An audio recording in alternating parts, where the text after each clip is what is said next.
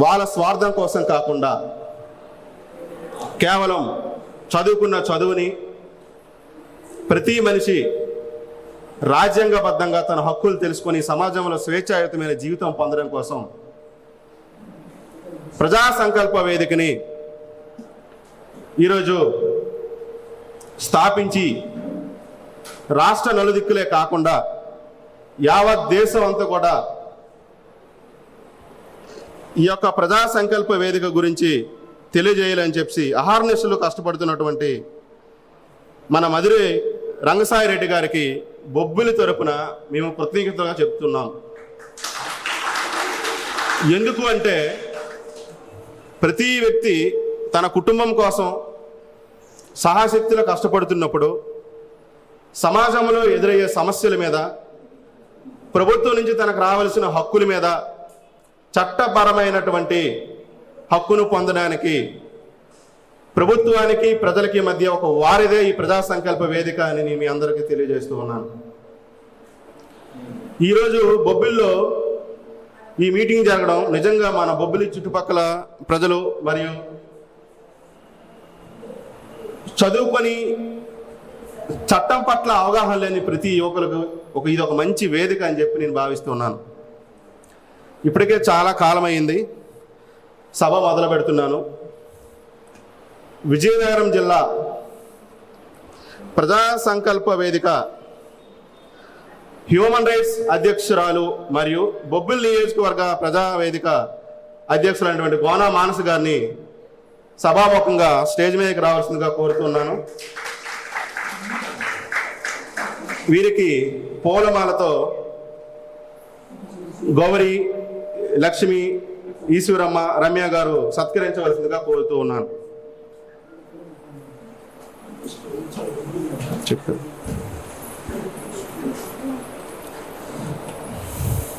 దయచేసి బయట ఎవరన్నా లోపలికి రావాలి.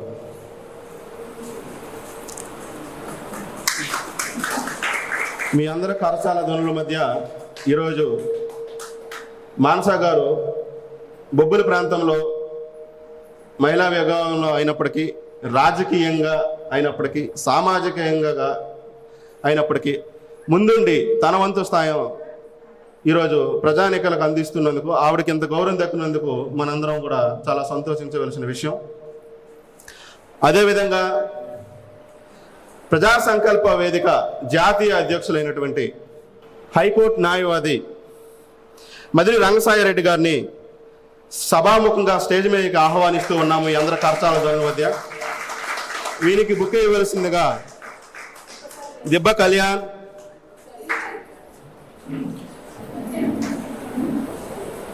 గౌరీ మరో ఇద్దరు వచ్చి పూల బొకేతో ఆయనకి గౌరవం పలకాలని కోరుతున్నాను.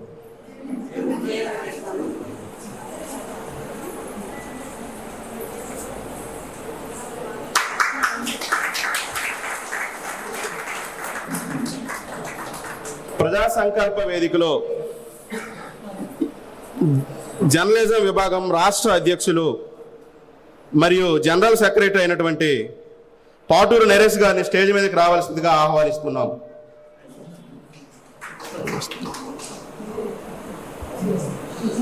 అదేవిధంగా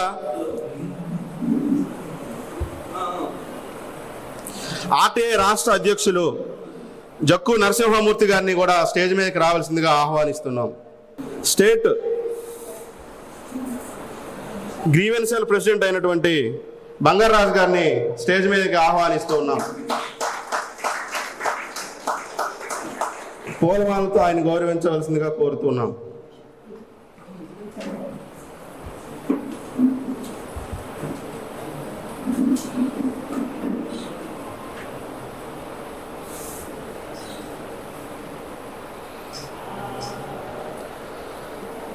అదేవిధంగా మన బొబ్బిలి వాసి బలగ ఆదిత్య కుమార్ గారిని స్టేజ్ మీదకి మీ అందరి కరచాల ధ్వనుల మధ్య ఆహ్వానిస్తూ ఉన్నాం.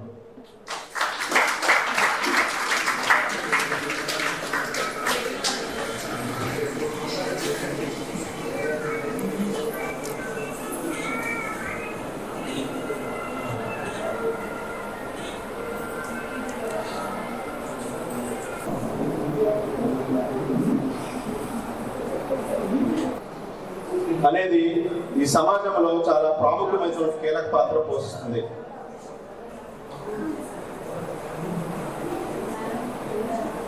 దానికి సంబంధించి విజయనగరం జిల్లా అధ్యక్షురాలుగా ఉన్నటువంటి హ్యూమన్ రైట్స్ విభాగంలో మానస గారు ఒక సామాన్యమైన కుటుంబం నుంచి వచ్చి కూడా ప్రజల్ని ఆర్థిక సామాజిక రంగాల్లో కూడా నడిపించాలని ఒక ఆలోచనతో ప్రజా సంకల్ప వేదికలో చేరినాక అనేక రకమైన సేవా కార్యక్రమంలో ముందుకు చురుగ్గా పాల్గొనడం అనేది చాలా గర్వకారణంగా ఉంది.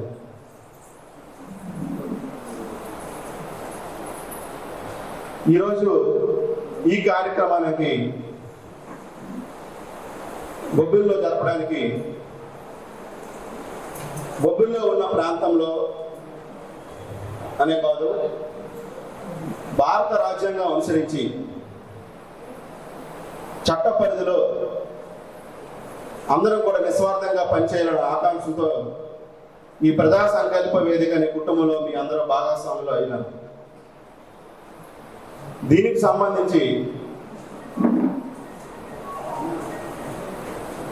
అనేక విభాగాలు ఇందులో ఉన్నాయి. ఈ విభాగానికి సంబంధించి ఇక్కడ నూతన కమిటీలు ఏర్పాటు చేయడంలో భాగంగా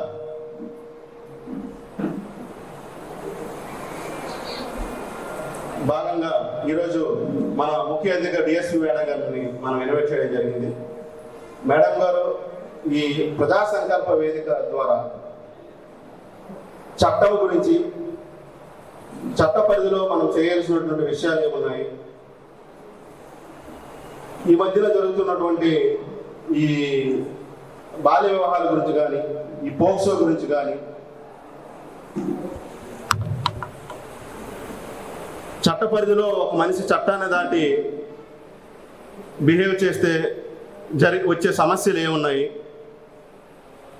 ఆన్లైన్ ద్వారా డబ్బులు ఏ విధంగా తెలివైన వాళ్ళు, చదువుకున్న వాళ్ళ ఉద్యోగులు కూడా ఏ విధంగా ఆన్లైన్లో కూడా వచ్చిన తప్పుడు మెసేజ్లతో తన డబ్బును పోగొట్టుకుంటున్నారు, ఒకవేళ పోగొట్టుకున్నట్టయితే వాళ్ళు దాన్ని ఏ విధంగా కంప్లైంట్ చేయాలి, బాల్య వివాహాలను ఎలా నిరోధించాలి, పోక్సో కేసుల గురించి అవగాహన మీరు కొంచెం మా ప్రజా సంకల్ప వేదిక కొంచెం మీరు మాకు వివరిస్తారని మిమ్మల్ని కోరుకుంటూ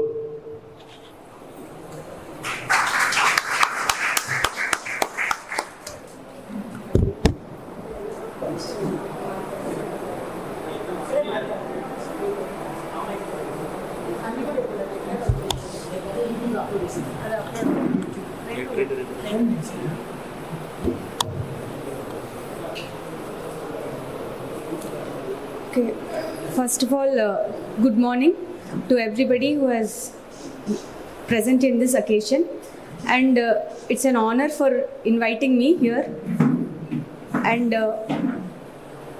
my heartful wishes to all the dignitaries who are present on the stage and off the stage for conducting such awareness.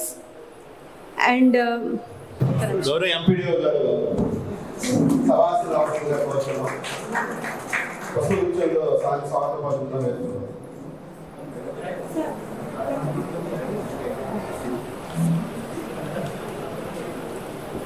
So good morning, sir.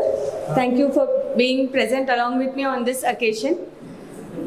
So నేను ఒక 10 minutes ఒక హ్యూమన్ రైట్స్ అనే సబ్జెక్ట్ మీద, ఈ కాన్సెప్ట్ అనేది చాలా delicate concept.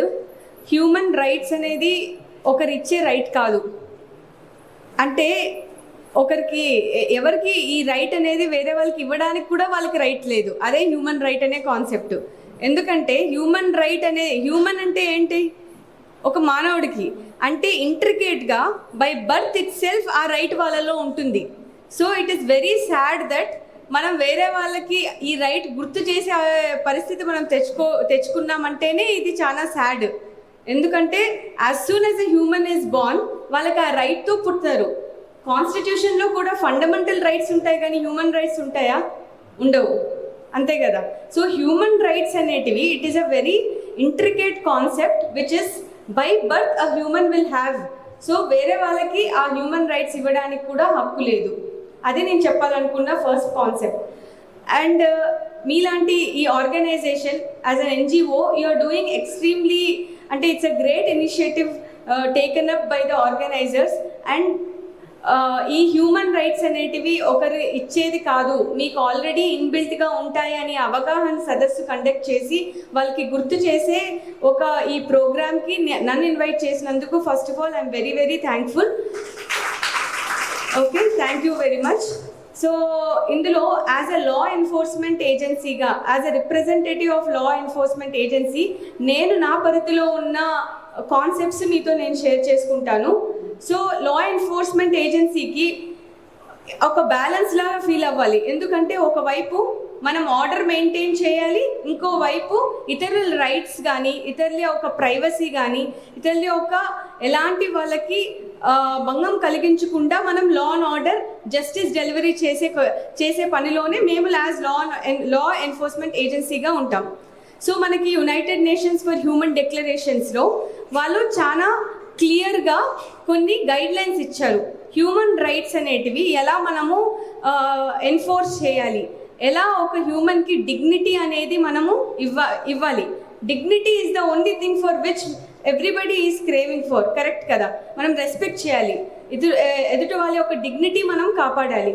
So ఆ dignity అనేది మా లా ఎన్ఫోర్స్మెంట్ ఏజెన్సీ అనే వాళ్ళం మేము ఎలా మెయింటైన్ చేయాలి అంటే, ఫర్ ఎగ్జాంపుల్ ఒకప్పుడు ఎలా ఉండేది, సో వీళ్ళు దొంగతనం చేశారు అనే ఒక పాయింట్ ఆఫ్ వ్యూలో మనం నిందేసిన వెంటనే ఏం చేస్తారు, వాళ్ళని తీసుకొని వచ్చేసి ముందు కాలం పోలీసింగ్ ఎలా ఉండిండేది, ఒక 10 రోజులు కూడా తిరిగి వచ్చేవాళ్ళు కాదు, కొడుతూనే ఉండింటారు, మీరు వినింటారు కదా.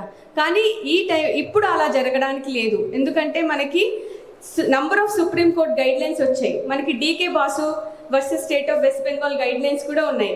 అంటే ఒక పర్సన్ని మేము అరెస్ట్ చేయాలన్నా కూడా ప్రాపర్గా మేము వాళ్ళకి అరెస్ట్ గ్రౌండ్స్ అనేటివి చెప్పాలి.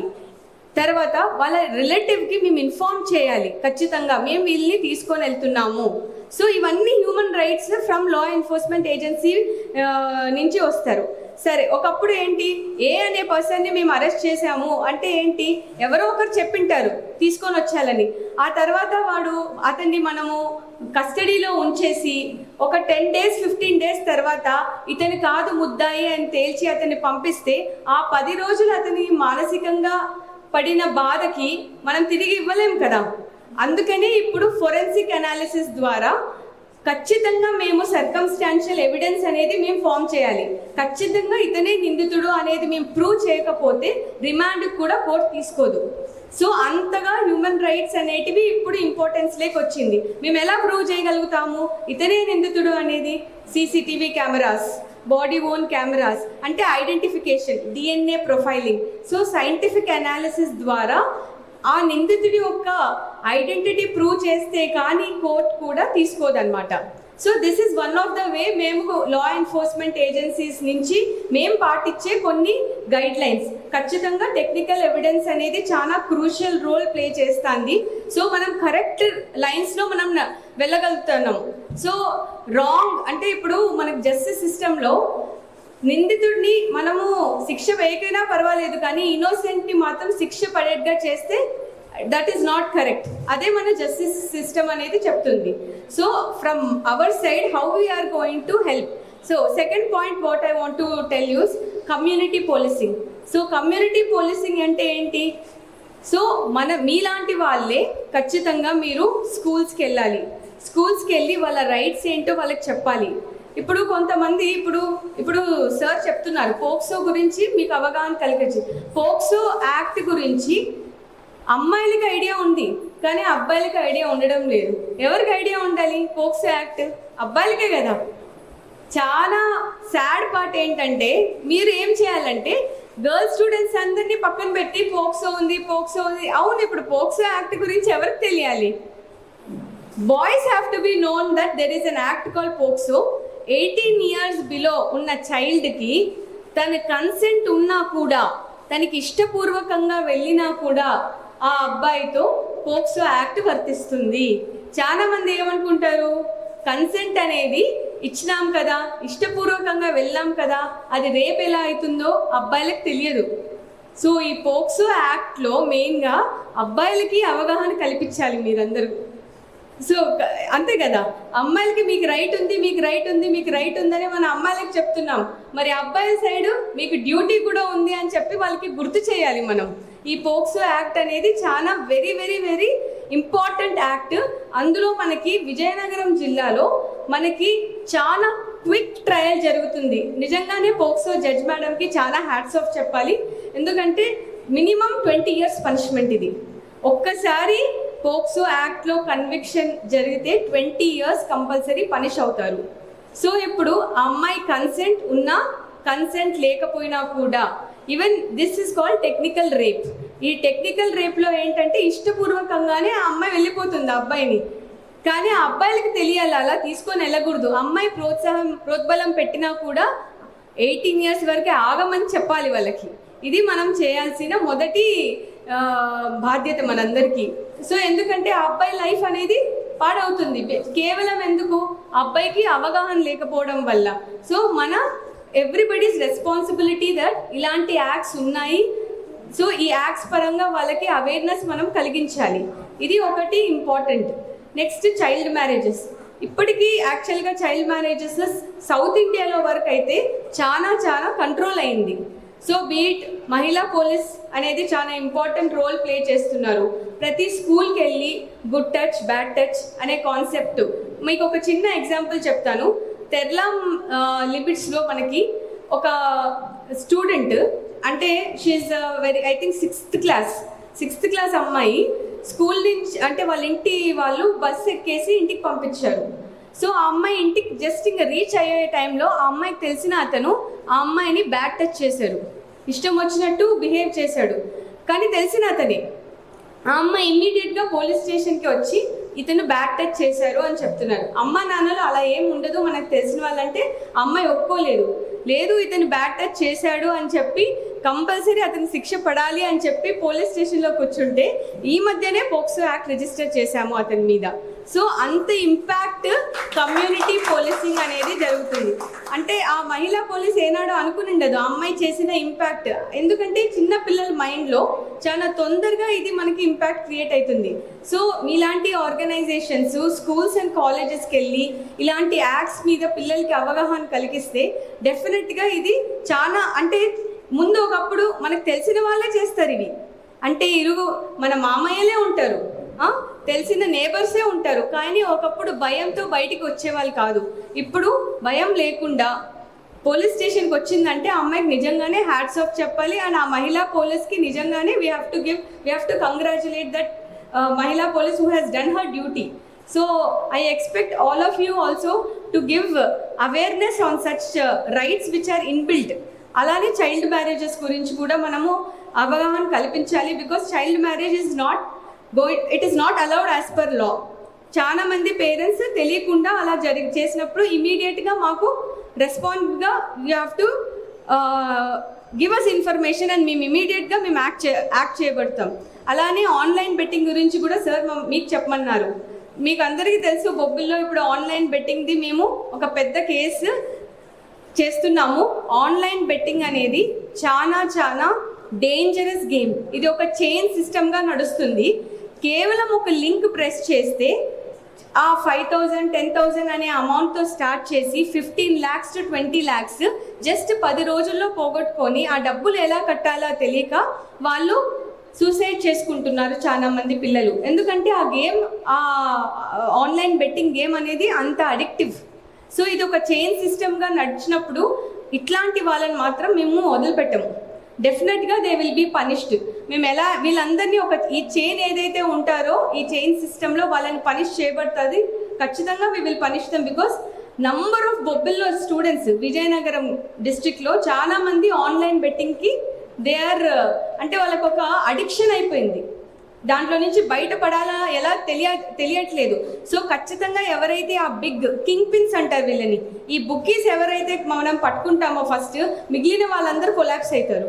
సో మా సైడ్ నుంచి మేము ఖచ్చితంగా దీన్ని సీరియస్గా తీసుకున్నప్పుడు మీ సైడ్ మీరు ఒక ఇన్ఫర్మేషన్ సిస్టమ్ మాకు ఇస్తే డెఫినెట్గా మేము వీళ్ళ పరంగా we will act.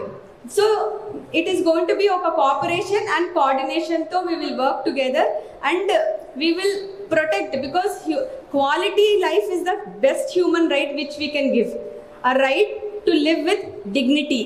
So dignity eppudu untundi, both financially, socially, emotionally, physically, mentally, ఈ అన్ని డైమెన్షన్స్లో ఎప్పుడైతే స్టేబుల్గా ఒక మనిషి ఉంటాడో అప్పుడే వాళ్ళ వాళ్ళ హ్యూమన్ లైఫ్ హోల్సమ్గా ఉంటుంది.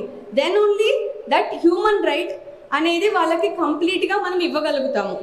So that is what I want to tell, and with this I will end my talk, and thank you for giving me this opportunity. చాలా ధన్యవాదాలు మేడం గారు. చాలా సందేశపూరితమైన విషయాలు మా అందరికీ మీరు చెప్పినందుకు మీకు ప్రజా సంకల్ప వేదిక ద్వారా కృతజ్ఞతలు తెలుపుతున్నాం. అలాగే ఈ మధ్య కాలంలో పెహల్వాన్ దాడి, జమ్మూ కాశ్మీర్లో జరిగిన దాడిలో మన దేశ పౌరులు మరణించారు. వారి కొరకు మనం ఒక నిమిషం మౌనం పాటించవలసిందిగా మీ అందరు నిలబడి కోరుతున్నాను.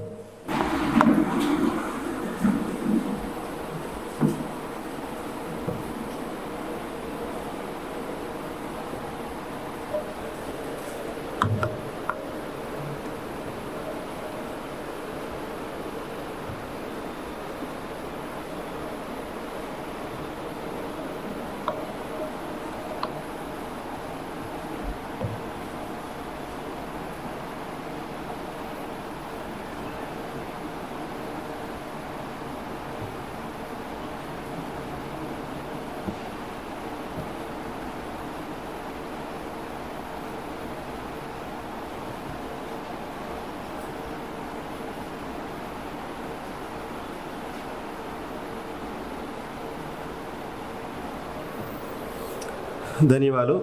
అందరూ కూర్చోండి.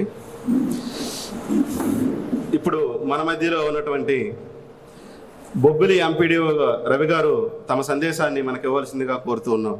ఈ వేదికని అలంకరించిన మన మానస మేడం గారు, అలాగే డిఎస్పి గారు, అలాగే తదితరులు, ఇంకా మిగతా వాళ్ళ పేర్లు తెలియవు నాకు, సత్యారెడ్డి గారు, అలాగే వీరు, ఆ తర్వాత ఈ ఎన్జిఓస్ ప్రతినిధులందరికీ కూడా నా నమస్కారం తెలియపరుస్తూ, నాకు ఈవేళ ప్రత్యేకంగా ఆహ్వానించినందుకు వేదిక నుంచి మీ అందరికీ కూడా ధన్యవాదాలు తెలియపరుస్తున్నాను. నిన్న సడన్గా సునీల్ గారు చెప్పారు, చాలా పెద్ద ప్రోగ్రాం ఉందండి, మరి కొంచెం నాకు అకామిడేషన్ కావాలని. మానస్ గారు కూడా చెప్పిన తర్వాత ఓకే అన్నాం. తర్వాత ఇప్పుడు ఈ సందర్భంగా మన డిఎస్పి మేడం గారు చాలా ఇంపార్టెంట్ విషయాలు చెప్పారు. అవన్నీ కూడా మీరు దృష్టిలో పెట్టుకోవాలి. ఎందుకంటే నిజంగా చట్టం అనేది ఏర్పరిచారు, ఆ చట్టం లేడీస్కి ఏర్పడుతుంది, పోక్సో చట్టం, కానీ మగవాళ్ళకి తెలియదు. అంటే తప్పు చేసేవాళ్ళకి తెలియదు, తప్పు చేయించుకునే వాళ్ళకి తెలుసు. తప్పు చేసేవాళ్ళకి తెలిస్తే ఆటోమేటిక్గా మనమే తప్పు చేయం.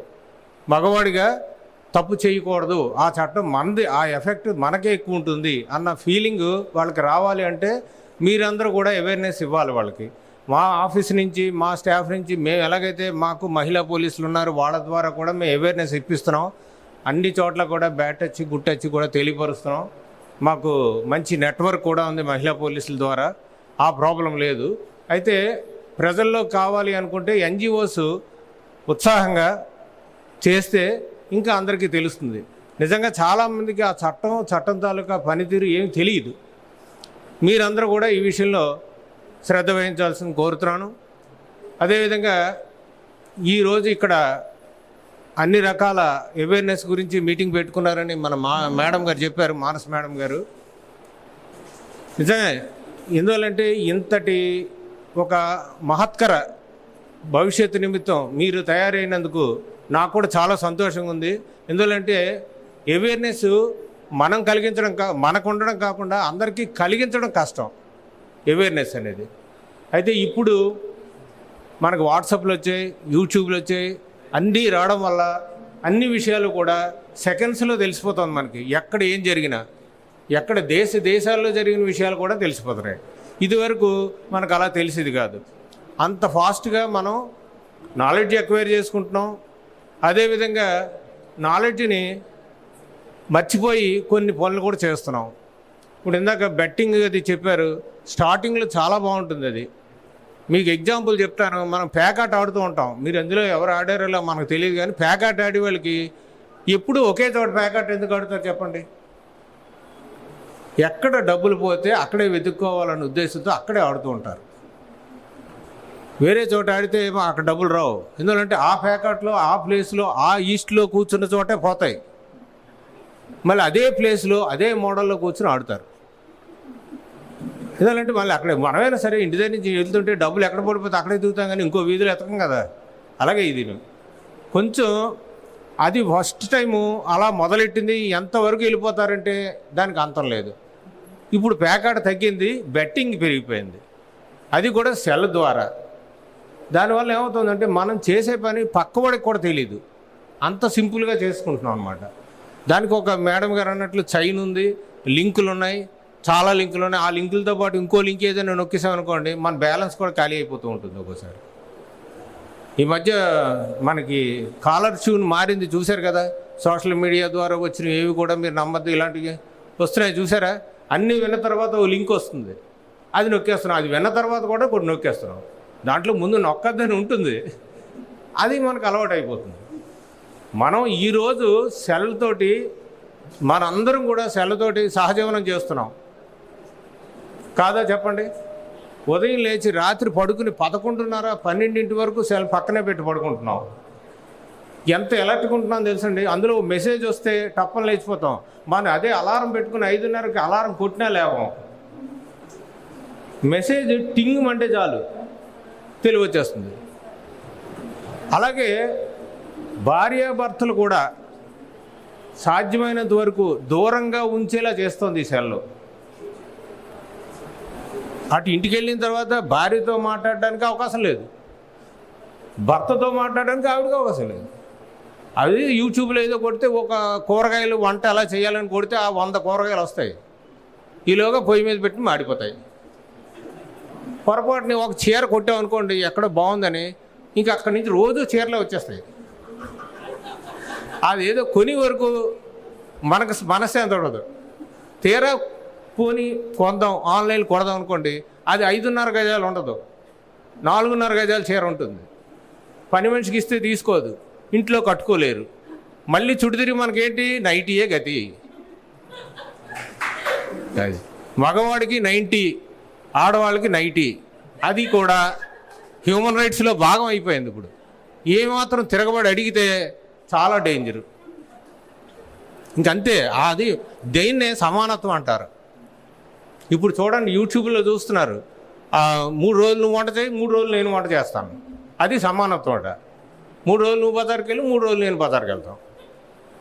అలాగా యూట్యూబ్ ద్వారా మనకి కొన్ని అటు ఉన్నాయి, కొన్ని ఇటు ఉన్నాయి. అంటే మనం ప్రతి మనిషిలోనూ కూడా మంచి గుణం మనం అవతల వాడి నుంచి గ్రహించాలి. కానీ వాడి దగ్గర 10 చెడ్డ గుణాలు ఉన్నాయని చెప్పి దాన్ని పట్టుకుని అతను రోజు విమర్శిస్తూ ఉంటే శత్రుత్వం పెరిగిపోతూ ఉంటుంది. మంచి గుణం కూడా ఉంటుంది. ఆ మంచి గుణం బయటికి తీయకుండానే మనం చెడ్డ గుణాలని అతని మీద అస్తుమాట అడుగుతూ ఉంటాం. దానితో అతనికి ఏంటంటే ఇరిటేషన్ వస్తుంది. అందువల్ల మనిషి తాలూకా మంచి గుణాలు కూడా మనం అవగాహన చేసుకుని వాళ్ళు ఉన్నవి మనం చూసుకుంటే అందరూ మనం మిత్రులే అవుతారు. ఒకరోజు దెబ్బలాడుకున్నంత మాత్రం శత్రుత్వం వచ్చేది. రెండో రోజు ఆలోచించండి, 1 గంట గ్యాప్ ఇస్తే చాలు మన కోపం కూడా తగ్గుతుంది. ఆ గంట కూడా గ్యాప్ ఇవ్వరు. వెనక నుంచి 10 అంకెల నుంచి 1 అంకె వరకు లెక్కెట్టినా సరే కోపం తగ్గుతుంది. అంతవరకు కూడా మనం ఉంచుకోలేము. కోపం మీద ఏదో ఒకటి చేసేస్తాం, ఆ తర్వాత బాధపడుతూ ఉంటాం. మరి ఇంత మంచి అవకాశం ఇచ్చి నాకు మీ అందరికీ కూడా ప్రత్యేక ధన్యవాదాలు తెలుపుతున్నాను. మేడం గారికి కూడా నమస్కారం.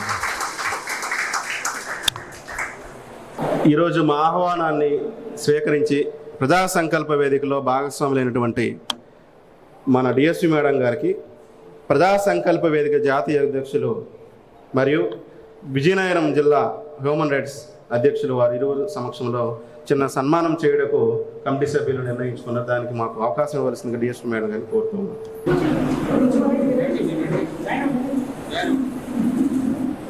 ఎంతమంది రండి.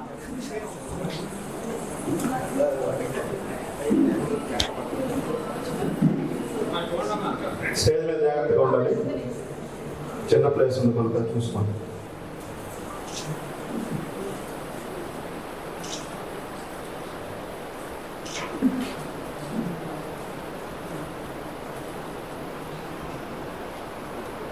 మన ఎంపీడీఓ రవి సార్ని కూడా ఒక చిన్న చిరు సత్కారాన్ని చేయవలసిందిగా ప్రజా సంకల్ప వేదిక కుటుంబాన్ని కోరుతున్నాను.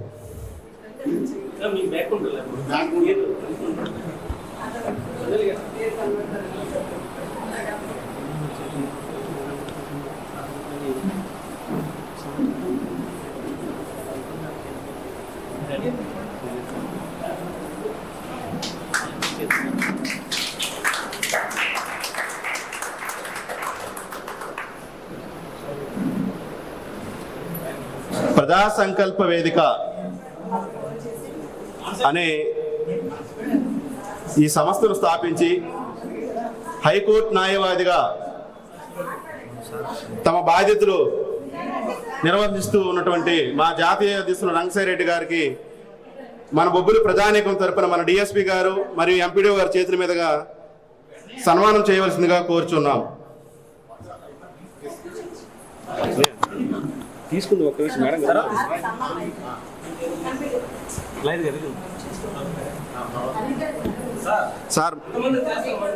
సార్ కూర్చోవాలి. మా కోసం ఈ చిన్న సిరి సత్కారాన్ని మీరు స్వీకరించవలసిందిగా కోరుతున్నాం.